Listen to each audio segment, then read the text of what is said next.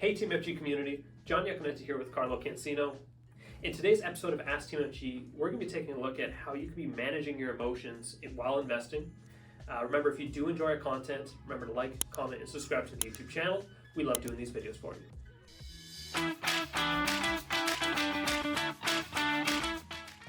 In today's episode of Ask Team FG, we're going to be discussing how managing your emotions during the investing process is going to lead to much more success. And it's something that we've begun to notice a lot with our clients, whether either feeling very optimistic when things are good and very pessimistic when things are bad.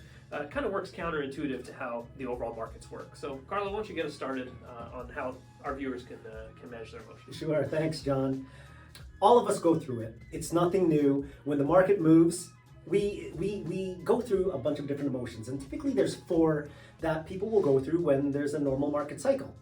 You typically go through optimism when you think the market's going to do well. You get to elation when the market seems like it's at its all-around peak, or your portfolio is very high.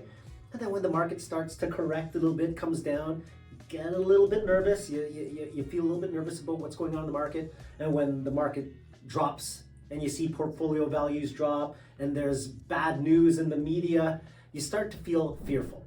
And those are the four that you go through when the market's up and down, up and down, up and down.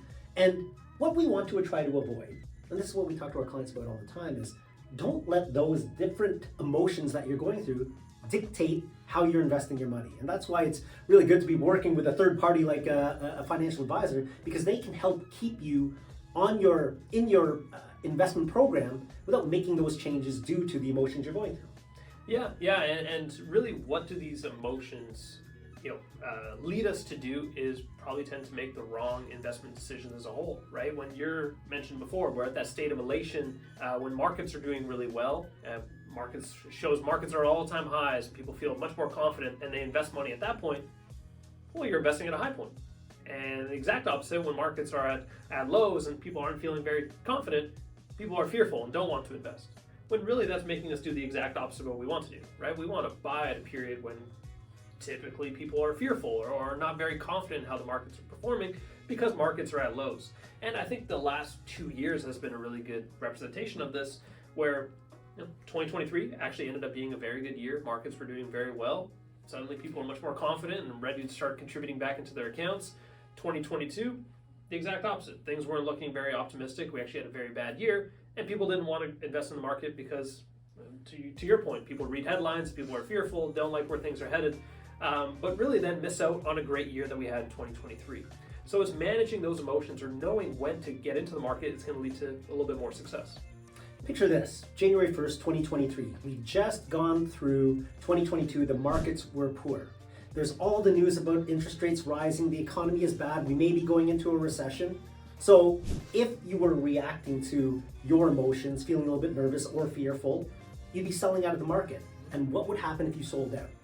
You wouldn't be able to participate in the market performance over 2023. And now that we've gone through 2023, I think we can all see that the market was great. A globally diversified portfolio should have been getting you between 15 to 20%, depending on the markets that you were invested in.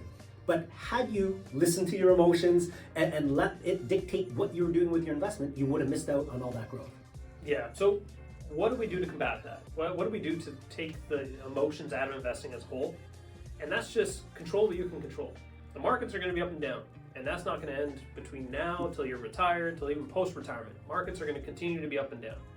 But an all-time high in 2024 might be one of those horrible lows in 2030, right? The markets are continually going up and down, but they're going up and down on an upward trajectory. So what we can do is control what you can control and just save consistently. We always recommend our clients just pack, and we use that term pretty frequently, but it's pre-authorized contribution. So whenever your pay comes in, you're taking a certain amount of your pay, going directly to your TFSA, RSP, what have you, and just automatically saving as time goes on. And this way it takes the timing out of it. Whether we're in a good market or a bad market, you're doing what you can do, you're saving regardless. If you have a long-term investment horizon and you just want to be investing for the long term in a portfolio, the best time to invest is yesterday. Second best time is now. So if you've got money sitting on the sidelines and are unsure, you're playing that game, the double Dutch game, you don't know when to get in now. Get the money working for you, because we may see volatility in the short term, but if you have a long-term time horizon, this is a low point over, if that's a decade, 20, 30 years, this is a low point in the market. Exactly, Carlos. So hopefully you learned something today. Hopefully this will be the point that gets you back into the market, like you mentioned. Obviously, we don't know where 2024 will take us, but we know in the long run, the market is where you want to be for long-term growth. So that's it for today's episode of Ask Team FG. Remember, if you do enjoy our content, like, comment, and subscribe to our YouTube channel. But until next time, I'm John Iaconetti. I'm Carlo Cancino. And this has been Ask Team FG.